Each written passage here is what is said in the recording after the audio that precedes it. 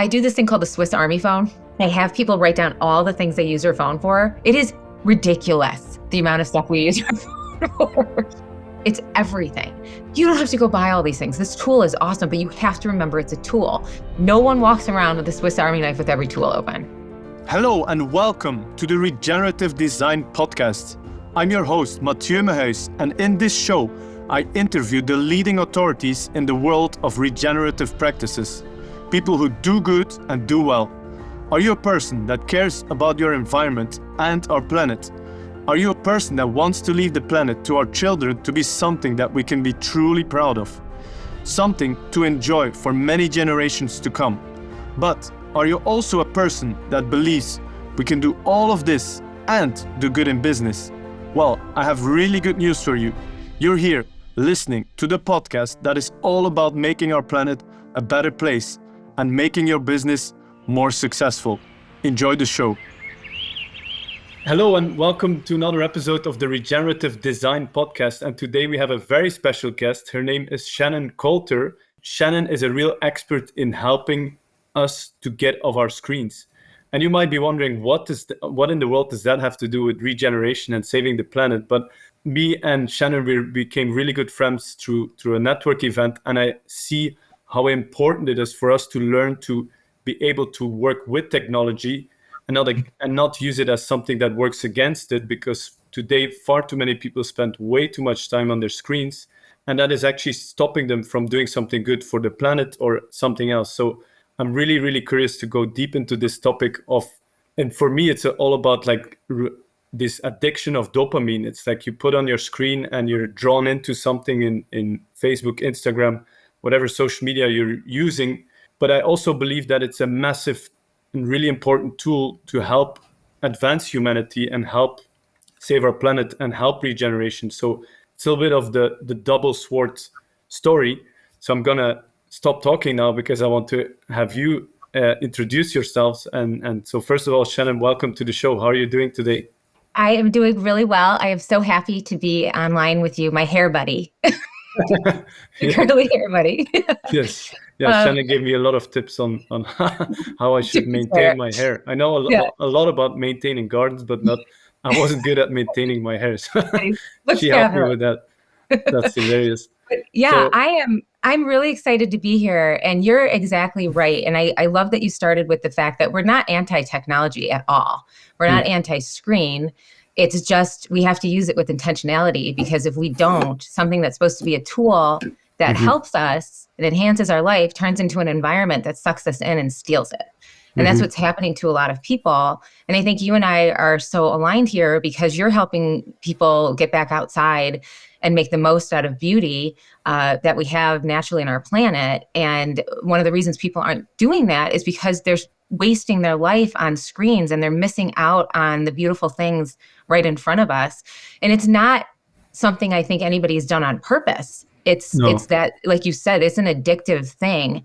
And if we can teach people, just like you're trying to teach people all the nuances. I love what you say, like the soil that we're using, especially here in America, is like really not good for stuff. And they're selling us stuff that makes things die faster. Like that is incredibly important to learn.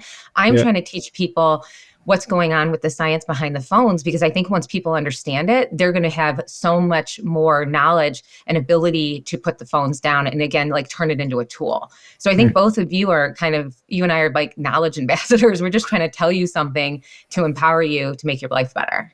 Yeah, I love that. And so in that sense, we do have a lot in common in our missions to help. You're helping a lot of people. I'm helping nature, but I'm doing it through people because that's the only way. I find this is worth doing because we have a massive impact on the environment. But you have a massive impact on the environment. But as you do that, Mathieu, you're getting people back outside, which has a massive impact on people's souls. Yes. Yeah. So, not the soil and the souls. So I love that. And there's a big overlap. So when we can get people to get off their screens and do more things outside, it's going to improve their life drastically. And I've made some social media reel that actually went viral, but I made something that said people say they don't have time to work in their garden, but then if you check how much screen time they have, it's like a few hours a day. I'm like, Well, you The actually average is do it like 5 or 6 5 or 6 hours a day a day. as average. Yes. And Yes. that's your waking hours. Like That's your waking hours. The average adult it's almost loses half of your wake. 22 work weeks Shit, but that's distracted. the average. So there's people that That's are more more. on their screens than not. Yes. That's crazy. So Hmm. I'm very curious to really dive deep into the science of it and everything about dopamine. And Oh, someone told me recently it's kind of like the only drugs that is not outside of our body and that is like inside our body. And we need to find a way to manage it. But it's not hmm. like a drug we can get rid of it's external. It's actually internal. So Right. it's very curious. But what I first want to do is please tell me a bit more of your backstory because you're a published author. You've written numerous books for kids to get them off screens. You have your own podcast. So I want to know more. Like, where did all of this start? What's your backstory and what Yes. has made you the Shannon that you are today? Yeah. So the backstory is when I was like around your age, maybe a little younger than you right now, but like 31 years old, I met my stepkids and they were 4, 8, and 10. And being the cool person I thought I was back then, I was like, oh my gosh, you guys have to go outside and play. And within 5 minutes, they came back inside and told me they didn't know what to do. And that Well, was 2008. And it changed my life literally forever because I was so upset about it because to me, my whole childhood was being outside playing. Like that's all my favorite memories. And I think if anybody shut their eyes who's listening to this right now, if they're not driving, but if you shut your eyes and you think about your favorite childhood memory, it's going to be something outside. I know it is, or something playing with somebody. I've yet to ask that question to any human being and they say it's something on a screen. I love that. so I at the time I didn't know why, but I knew somewhere deep inside in my gut, I would say the Holy Spirit was like, this is not going to turn out okay. And so I left corporate America and I started a company with my husband to help parents get their kids back outside playing in the real world.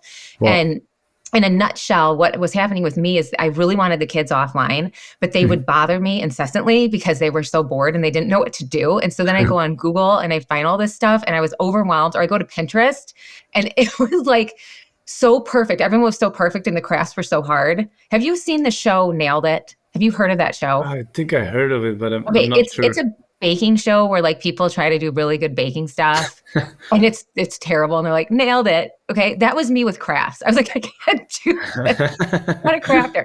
So I was like getting really overwhelmed and then I would get just kind of frustrated. And then when I would put the kids back online, I'm like, if you guys can't figure it out, you know what? So it's like this vicious cycle. And the Oh, yeah. more that I gave up on it and put them online, the more their brains were getting more sucked into that, right? So I was like, how can I help people like me have activities that get their kids offline? Because then the more they're offline, the more we can talk about this later, but the more their brains are going to wire for that offline stuff. They're going to want to be out there. So I was seeing kids with like atrophied imagination muscles that I wanted to grow. And then they could come up with the stuff themselves. So how can we do that? Let's talk Yeah, a bit more about those shrinking or the brain, because there is I think in one of our meetings you explained that because of all the screen time, the neocortex is actually decreasing in size. Or can you help me out with the science? So it's the Okay, what are prefrontal the cortex. effects? Yeah, is the place that we get our executive function. So it's like how we learn how to be patient, how we learn how to have delayed gratification and things like that. It's also the place that can go crazy and be used It's also to. what makes us human, right? Yeah, well, it's executive functions. So like it's that kind of stuff where you can learn face-to-face communication and things like that and how to do things. Yes, it's the CEO of your brain. So that also, though, if it doesn't wire correctly, it can also become a place where you have no patience, where you expect immediate satisfaction, instant rewards and stuff like that. So what's going on, the science behind this, and like everyone note, I'm not a neuroscientist, right? But basically what happens is, I'm sure a lot of people have heard this, but neurons that fire together wire together. Okay. Yeah. So you've got these little kids and the more the things do, that part of the synapses form, the little synapses form in your brain. Okay. So if you have a little kid outside and they're playing in a garden, they're talking, they're running around, they're climbing, that part of their brain is becoming like a 6-lane highway. It's getting better and better. You know what I mean? They're looking at other people, they're learning empathy and all this stuff. If you take that away and you put them on screens, that part is going to become the 6-lane highway. So you've got, you're on screens all the time with all these noises coming at you and all these different things coming at you, or you're scrolling on TikTok, or you've got all these sounds. That part of the brain is going to wire. And that's what's happening to kids. So it's not this like, oh, they just need to play more. It's, yeah, they do need to play more because that's where they learn problem solving and all this fun stuff like that. Yeah. But also you're taking away that part of their brain that they need for patience, creativity, like I said, talking, looking into somebody's eyes and all that stuff. And this became a real huge thing for me a couple months ago because I still, as much as I did to get my kids off screens with everything I did, I didn't know their brains were rewiring. I don't think any of us knew that back then. So I still let them be on those screens more than I would have ever if I knew what we know now, because they still do stuff that bothers me. And it's not, I get frustrated with them. And I'm speaking probably for most Gen Xers right now. We get really frustrated when we look at the younger generations and see them on phones because I'll ask you this, Mathieu. Like if you see someone you love doing something that you know isn't good for them, you can get mad and angry, right? And frustrated. I think that's what's going on with people like me when our frustration comes out because we're like, what are you guys doing? Yeah. Like that isn't good for you. We want you to have this thing we loved. And it's coming out in the Xers because we're kind of jerks, to be honest. It's coming out as like, it's kind of hard, but it's coming out as frustration. So I was getting still frustrated with my own kids. Like, why are you not going out Saturday night? Why don't you want to go and play volleyball, blah, blah, blah. And Gavin, who's my youngest, he's 22. He goes, yeah, this like made me cry. He goes, it's not my fault. And I was like, and as I started doing more research, it's not their fault. Their brain is not wired for it. So the things I'm craving to do the going outside, to do the gardening, because that part of my brain is wired. Yeah, you didn't have the screens when you were a child. No. And hear me now, though, because we have these screens now, our brains are rewiring too. Like we have to all get off these things. The brilliant thing about this is our brains, that they're plastic and we can rewire them, and the kids can too. So that's the good news. That's the good news. But that's what really got me going. Like he just said that to me a couple months ago and I was like, oh my gosh, you're right. But I can't understand it because I'm not wired the same way. I know people, you've probably seen those videos when little kids get like the iPad taken away. And they go absolutely completely insane. Have you seen those? No, I haven't. Okay. If anybody hasn't seen those, just look that up. A baby will have a phone taken away or a kid will have an iPad taken away. And it's like a demon comes out of them. They're insane. And I used to watch those and be like, oh my God, like what bad kids? They're terrible kids. I know. Terrible kids. Terrible children. But it's not, they're addicts. So imagine taking the beer away from the alcoholic or the needle away from the heroin addict. They're not going to react well to you. This podcast is brought to you by the Garden of Your Dreams Masterclass. Are you struggling with finding the right tools and tricks for your garden? Are you lacking the confidence to be a self-sufficient gardener? Do you sometimes get overwhelmed by the lack of knowledge and time you have to actually do gardening? Then the Garden of Your Dreams Masterclass is for you. And that has to do with the dopamine, right? So somebody a few days ago told me and he's one of my clients. He's in holistic grazing in Ireland, and he said to me dopamine is kind of the only drug that is inside of our body. We can't, if you want to quit alcohol, you just keep it away from you. If you had done drugs, you just keep it as far away from you. Whereas dopamine is inside of you, and so you have it's very to get tricky. You got to get the dopamine hits from the good stuff, from the sun. So that was actually my next question. Dopamine serves a purpose, right? What is the purpose of dopamine? So it's interesting. I love that you asked me that. I actually did a little bit in my class that I teach on dopamine, and I'm so interested in it. We're going to have to talk. I'm doing a whole module on dopamine because I want to learn more about it. But it's your brain's I just won something chemical. That's what it is. But it doesn't solve the thing you're looking for. It just makes you want more. It feeds it. And that's the problem. It's like if you had an itch, when you get an itch and you start scratching it and it gets worse and worse. You know what I'm talking about? They're doing scratching your whole body. You're like, that's dopamine.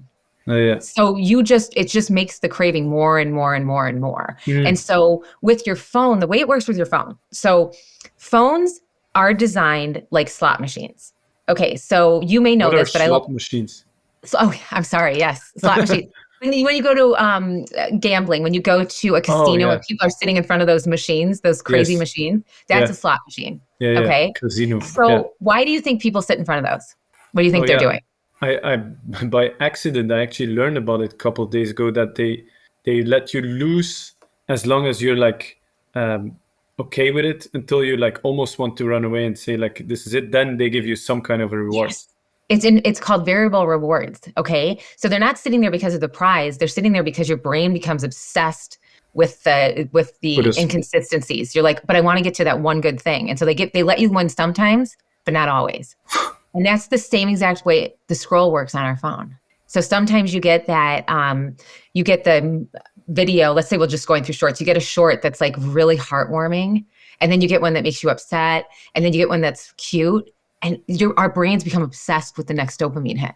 So yeah.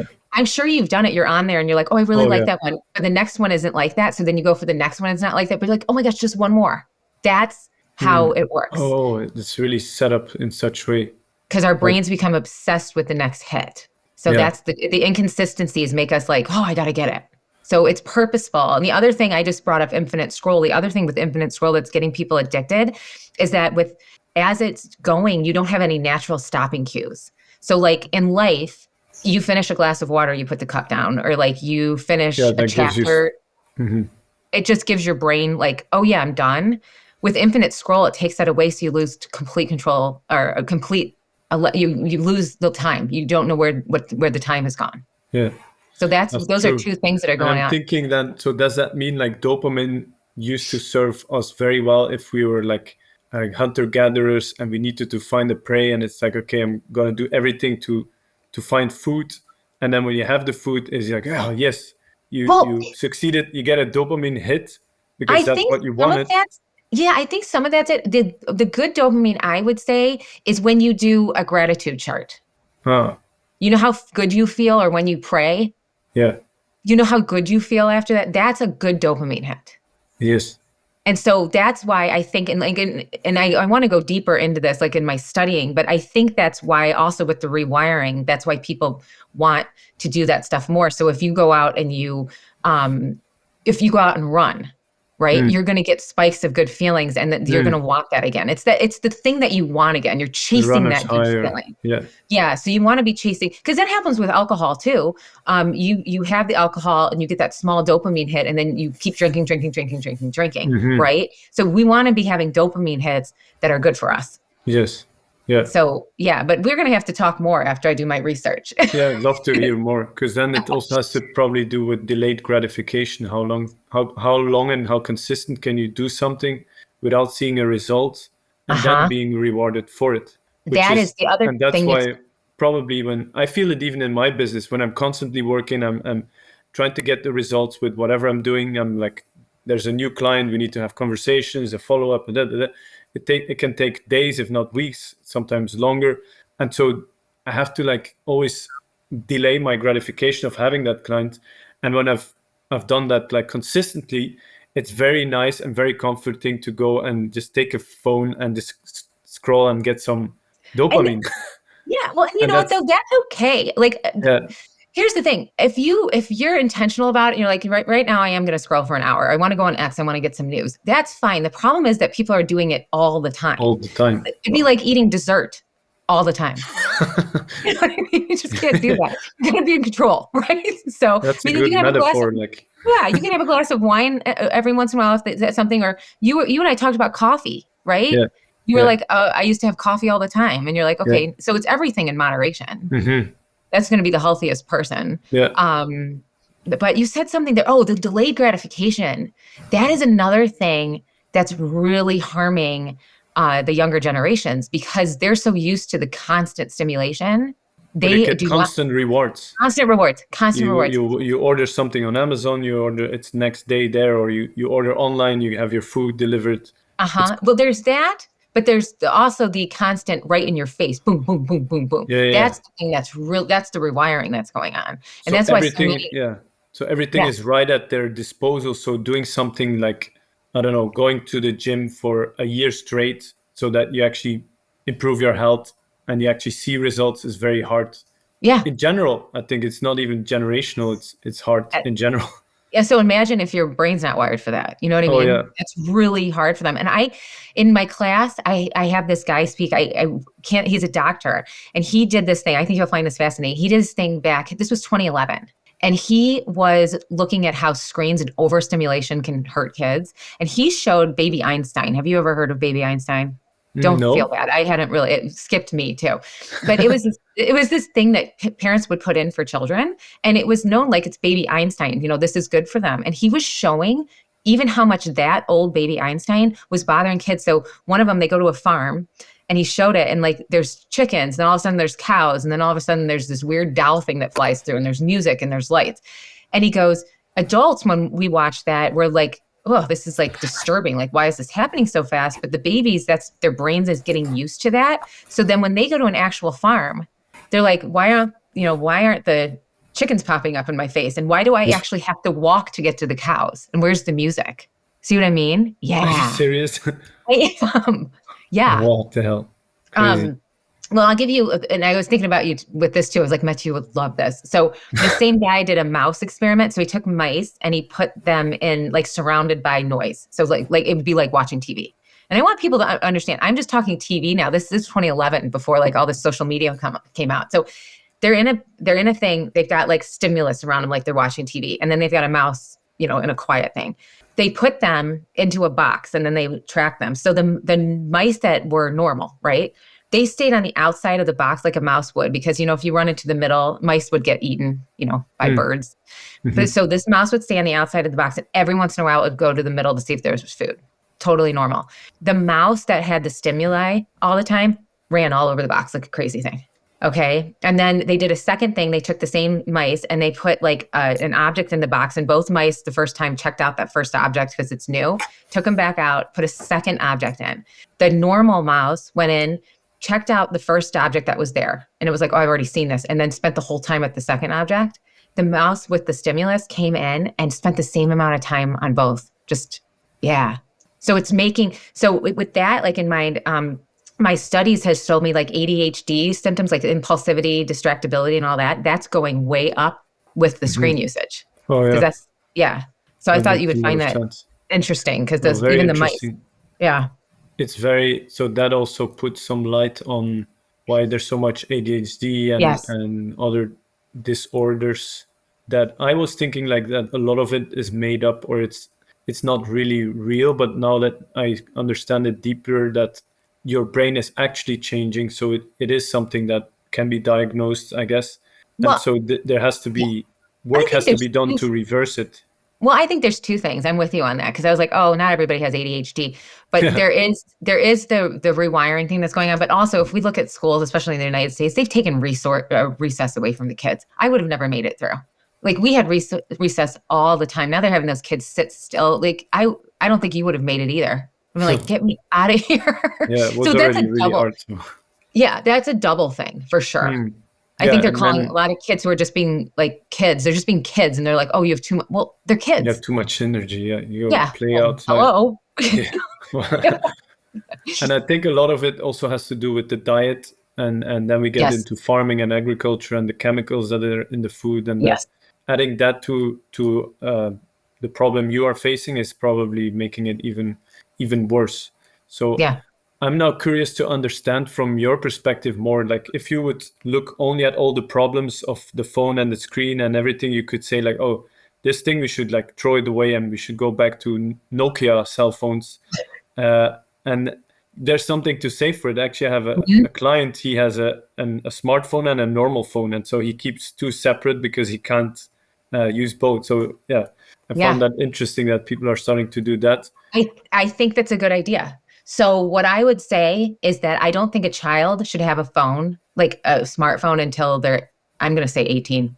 I just don't think it's the internet in their pocket.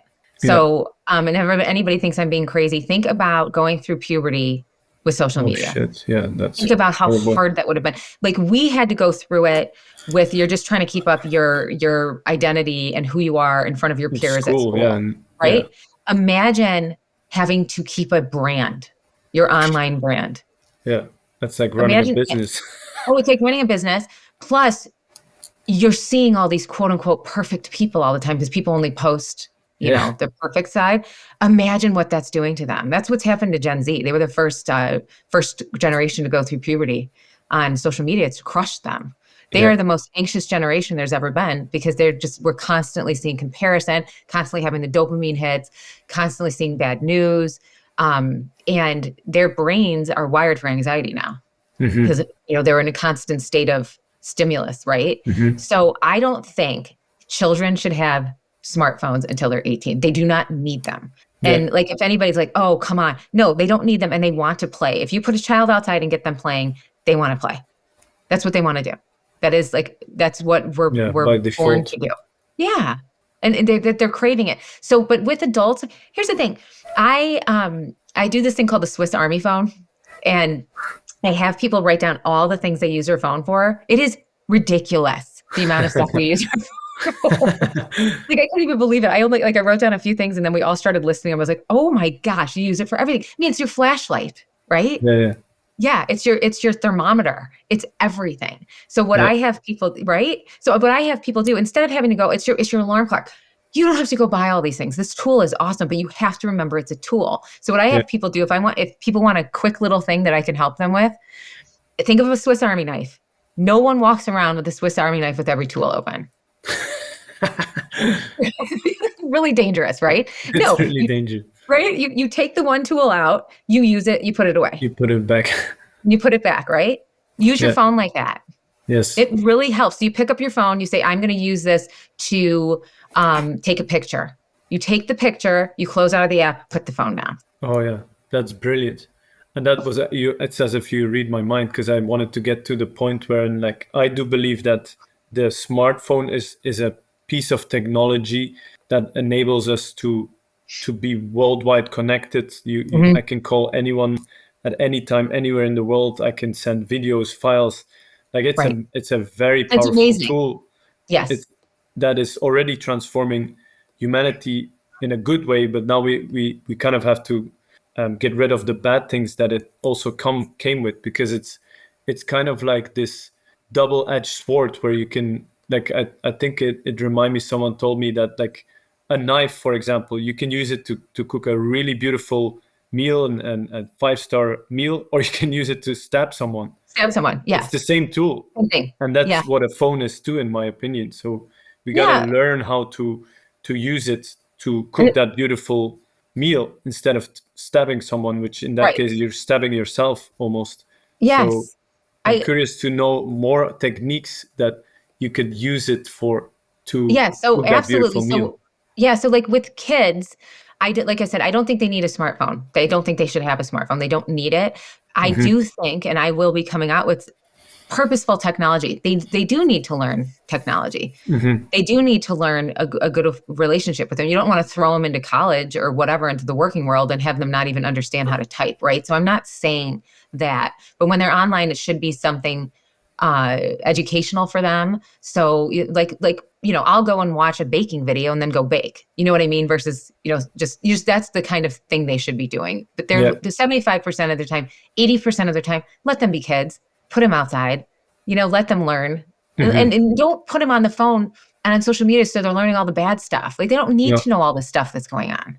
So then with adults, I think there are so many things you can do. If you can learn, first off, if you learn that big tech is following the same playbook as big tobacco to addict us, they know exactly what they're doing.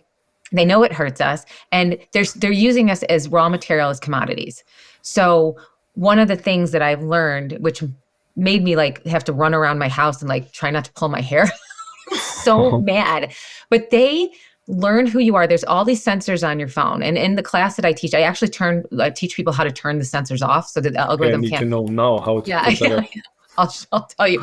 But you got to learn to turn these sensors off, because your phone can track you through your house and know when you're going to the bathroom.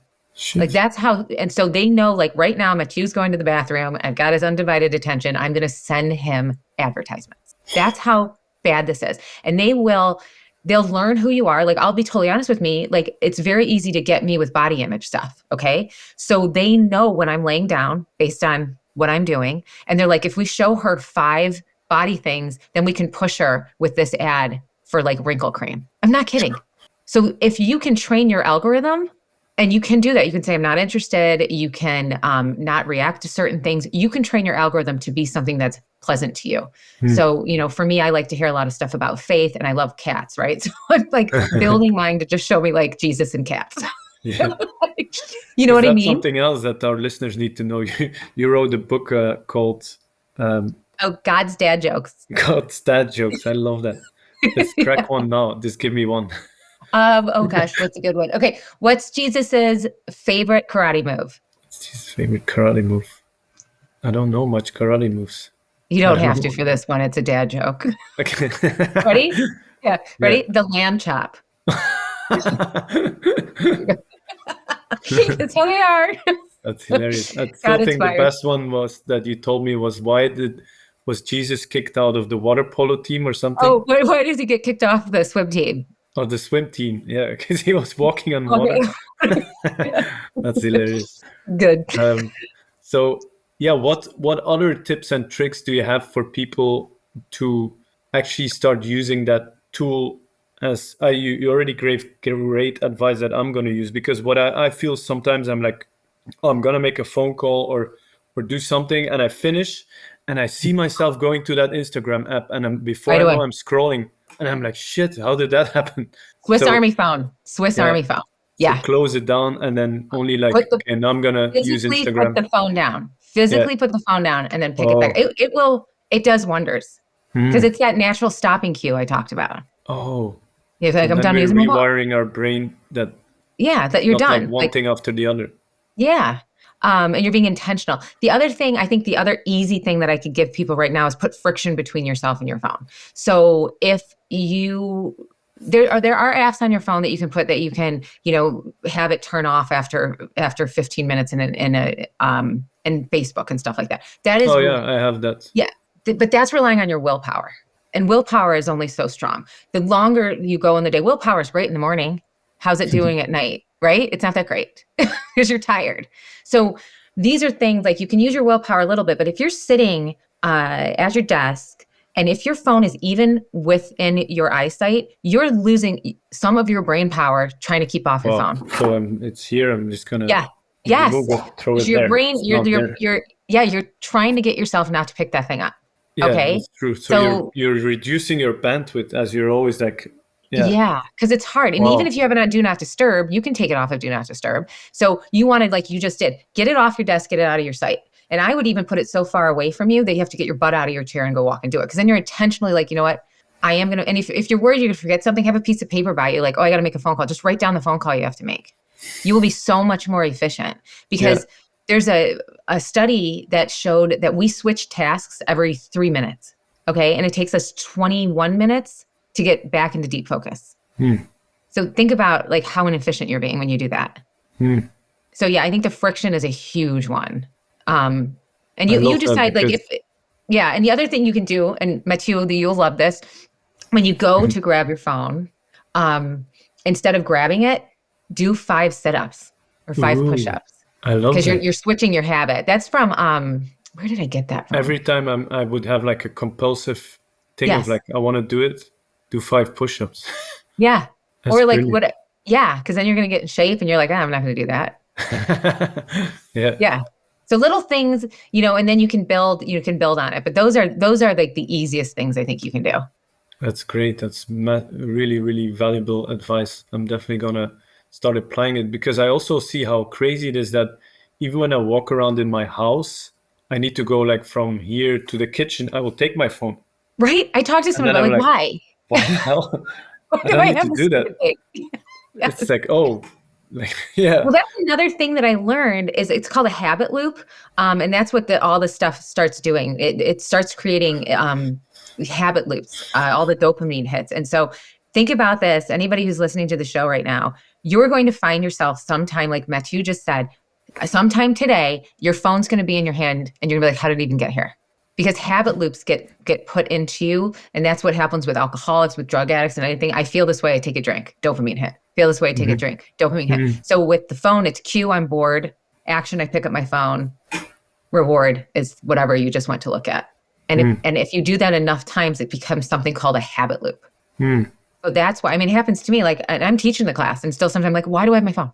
because I was bored and I just went and picked it up. And that's why Yeah. you're doing that friction thing that I'm telling, or the push-ups or sit-ups, to stop yourself from doing that. Nice. Yeah. That's brilliant. Let's talk a bit more about your other visions and what else you still want to create in the future. I'm very excited because you're doing this together with your husband, and you guys are working on a project where you actually want to create. I'll just ask, what is the project that like you actually want to build a place? What is it like? What is the goal? Why are you Yeah. doing that? So my kids' product is called the Planet FASA, and FASA is Fun Activity Story Service Awards, and that is a whole ecosystem where we're trying to help families break free from screens, not be screen free, but lives are now about connection again. Right. Yeah. So I've got the kids' books, so kids can read about, my characters are cats and dogs, but kids can read about these characters who've got good values, and they learn things and they see them getting obstacles done and using their imagination. And then the books have activities in them, and the activities has points. And then the points are tied to that thing I was talking to earlier, the thing I put together for me, really, like back in 2011. I have an app that's coming out now, but what it is basically, it is an app that is for parents, but it's hundreds of offline activities. So and they're all have mind, heart, and body points, because that makes a full human. We're three things, right? Mind, heart, and body points. Mind, heart, and body points, depending on the type of activity it is. And so what happens is, let's say me back in, at 31, these kids keep coming up to me, and let's say they're kind of being mean to each other, as kids can be. I go, okay, I need a half an hour. I need heart activities, and I don't want any materials. I put those three search things in, and my app goes boop and gives all these different activities for them to do. Wow. And they're all tied to points. And the kids are jazzed because they're getting points. And then the app allows the parent to set up rewards that the kids can earn. And these are like things that you give your kids anyway. Like, I don't know, you get to pick the movie on Friday night, or you get to have a friend over, but you can set what they are. You can set the amount of points the kids have to earn. And you're just incentivizing them to earn points by playing. Can you imagine that? You get points for playing? Yeah, But the idea is the kids, there's a lot of activity apps out there, but they're not tied to points. So I did wellness programs before I did this. People love points. Points, yeah, we love points. We're silly. I get excited when I get, I gamified it. But I get excited when I earn points by using some kind of a status is what moves people, because we're part of community. Our deepest fear is not belonging to one of our deepest fears is not to belong to something.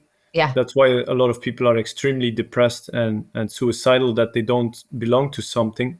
And that's like a primal instinct, because back in the days when you were in the wild, if you didn't belong to a tribe or a community, you're dead. That was it. Animals that could kill you.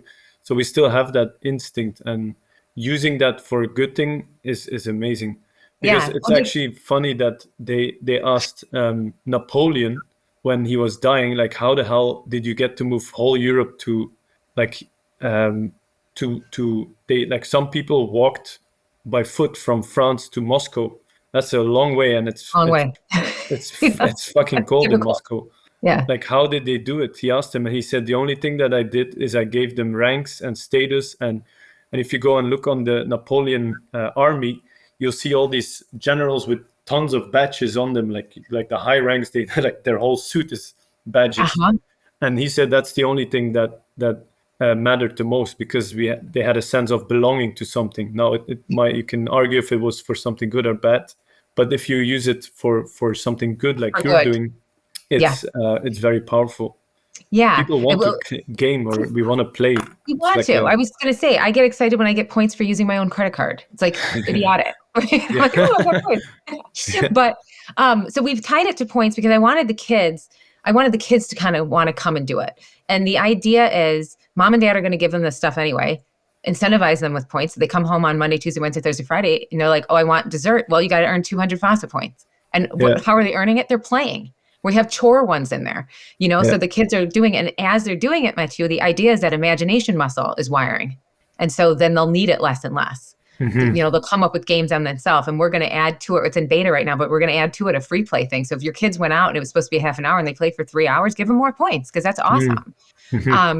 So that's the idea behind that. But where we want to go to is eventually, I have the books I said, I've got this app, and the kids get to pick one of my characters to be their little avatar. And then they can go and read the book about the characters because they're all different. We got the jock, we've got the motherly one, we've got the fun, silly guy. Like they get to pick who's like them.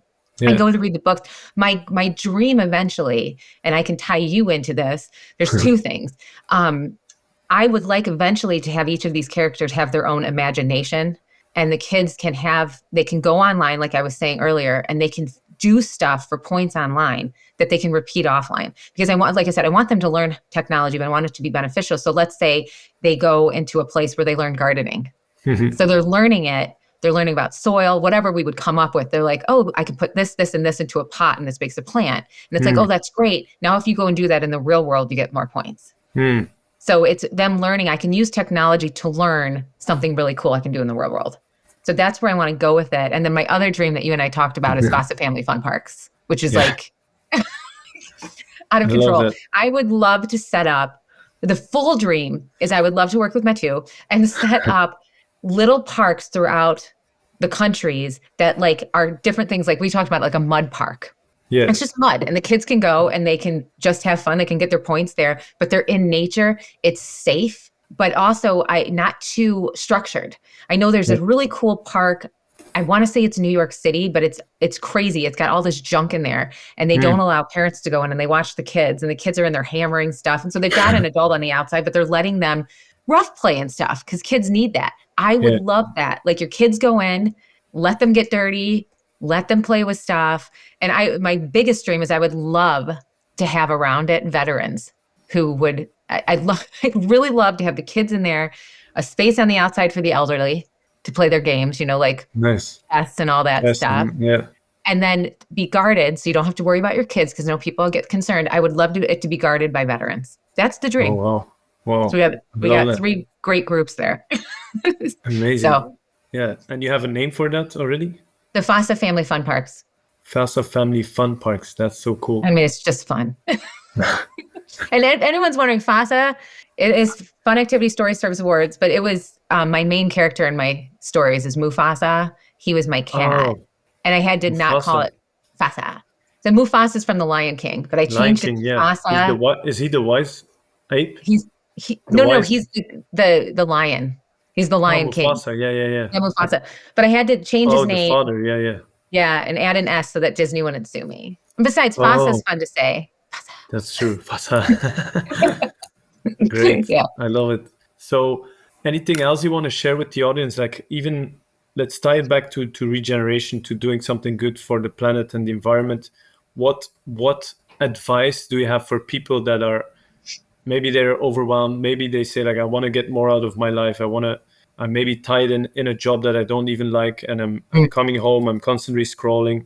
Like what advice do you have for them if they would consider going on a mission to do something good for the environment or business, or combining that? Because that's what with my podcast, I want to show the world that you can do good for the environment and you can do great in business. So what advice would you have for those people that are ready to go there, but they're holding themselves back? I think, I always say this, but I think there's a light inside of everybody, and you have to let that shine. And if you're unhappy all the time, you're not letting it shine. There's something that you're missing. And you might not be able to get out of your job, but you can do something in the morning and in the night that makes you feel that joy. And even if it's as simple as in the morning, something I have people do, try it for 3 days in a row. In the morning, don't pick up your phone. Like a lot of people wake up and pick up their phone. Don't do that. Put a notebook over your phone with a pen. And for 3 days, get up and write 3 things you're grateful for and 3 things you intend to do for the day. And you're grounding yourself in a beautiful thing. And will give you a dopamine hit too. But like, what 3 things am I grateful for? It can be as small as like, I'm grateful for my pillow. Like it doesn't have to be anything. Gratitude can be anything, right? I'm grateful that I have warm socks on right now. Someone said to me, it was one of my other mentors. He said, like, if you don't know what you can be grateful for, check your pulse. Yeah. Yes. Like, you're alive. Breathing. That's pretty. Yes. Yeah. That's pretty cool. So, And if you start with little things, you then you realize how great everything is. You're like, oh my gosh, I'm eating today. So if you start with that, and then if you do in your intention, again, just like the same thing, the intention could be like, I'm going to shower today. That's hard for some of us. No, just kidding. Well, if you're hair like you, then it might be. It can be a pain in the butt, right? So, yeah, so it can be any little thing, but the cool thing about it is you're not getting sucked into your phone in the morning and letting somebody else lead your day. Yeah. Because they'll lead your day. I have something that I've learned that I do, because I think that's a few years ago, I decided no more phones in the morning, at least for an hour. And then what I heard, if you tell people don't do this, it doesn't actually work, because you're like our brains, we cannot focus on something negative. It's like, Shannon, don't think about pink elephants. I'm thinking about what did you just think about? Yeah, exactly. It's really hard. So instead of doing that, you have to like change it in something positive. Yeah. And and what I did is I did something what I teach it to my, like I have a group, regenerative entrepreneurs, people that are starting their business in regeneration or are in the early stage of that career. I say to them, you got to make pre-decisions. And a pre-decision is a decision that you only have to make once, so that in the future you don't have to make that decision anymore. So I just said in one day, I'm not going to allow my phone in my sleeping room.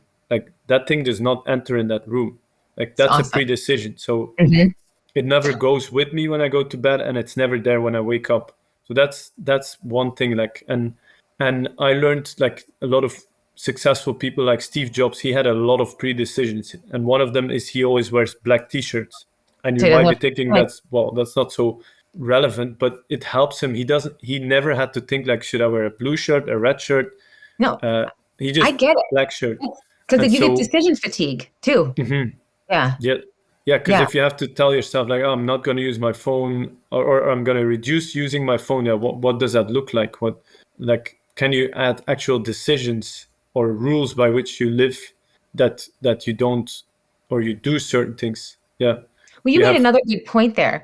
One of the things that is a really important thing to me when I teach this class and with anything, you can't just take something away, you have to replace it. And that's why I said for 3 days, put a notebook there. And instead of grabbing a phone, grab the notebook, because you've got to replace it with something positive.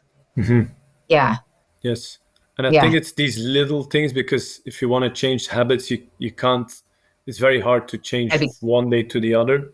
Yeah. It's like we're all human. So to like a 1% change every day is really, if you're like hooked on doing it every night before you go to bed and every morning when you wake up, like maybe just stop doing it tonight, like one night in this week, and then see how you feel. And then see how you feel. And then, Then give yourself grace. I think everybody here needs to hear, give yourself grace, because you're the second person that told me that today. That's very cool. Well, there you go. It's confirmed. Yeah. You have to give yourself grace, especially when you're coming off of something that you're addicted to. Like, the worst thing that one can do to themselves is fail one time and give up. Because just give yourself a break. And even if you do good one day and then screw up the next day, it's okay. That's totally fine. Get back up, keep going.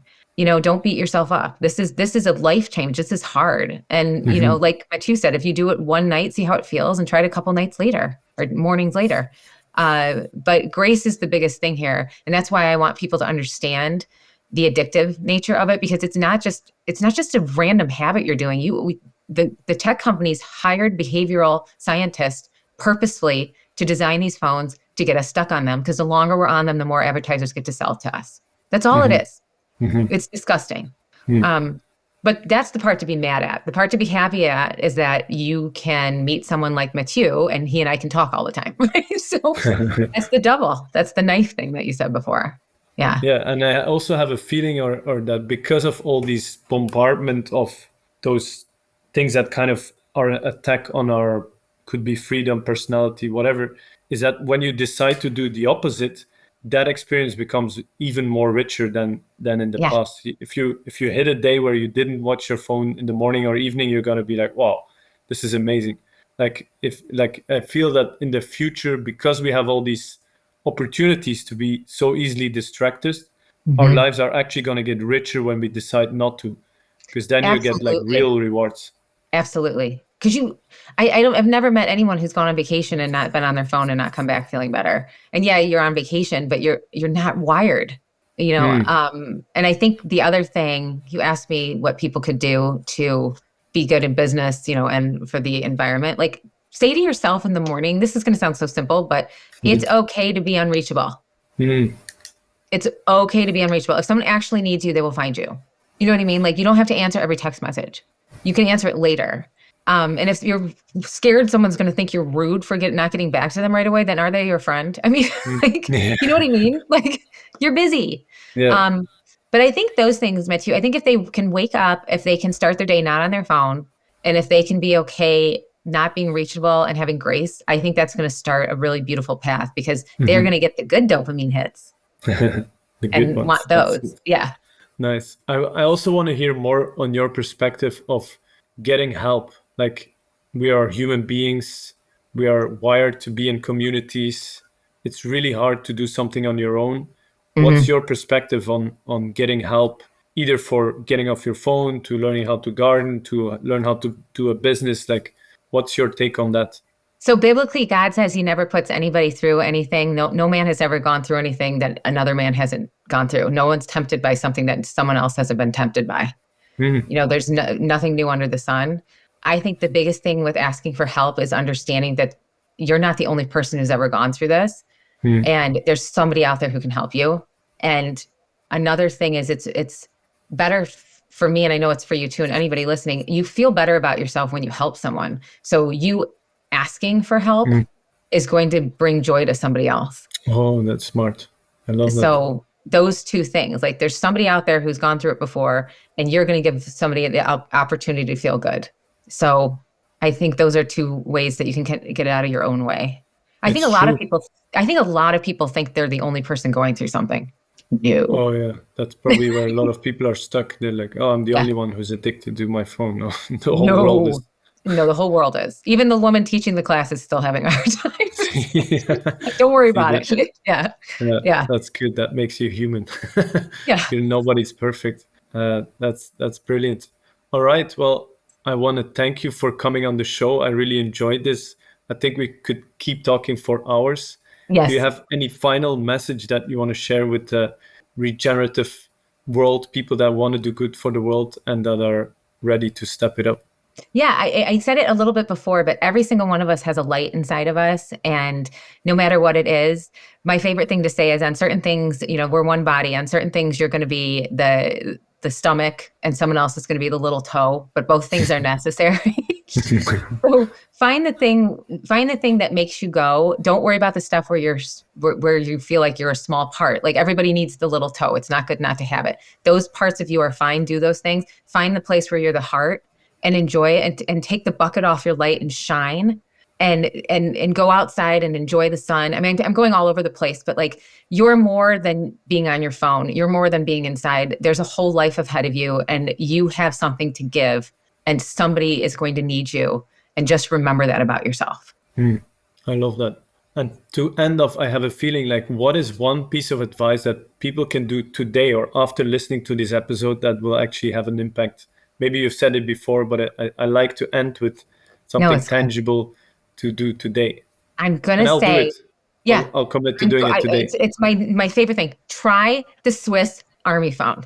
Yeah. I want you to try it, because I want you to pretend you're back in the 1980s and you actually have to have a calendar, and you have to have a flashlight, and you have to have, I don't know, give me something else. You have to actually walk outside to feel the weather. You know what I mean? Yeah. You have to have an alarm clock. Just know that you have this in one place, but just treat it like it's a bunch of different things and see how that changes your brain. I'm telling you, it is such a weird little thing, but it's been very helpful to a lot of people. Yeah, I'm going to apply that now. Well, my life is going to change forever since I've interviewed you for my podcast, and thinking of my Swiss knife. Swiss Army phone. Swiss Army knife. Swiss Army phone. All right. Shannon, thank you very much for coming on the show. Thank you for having me.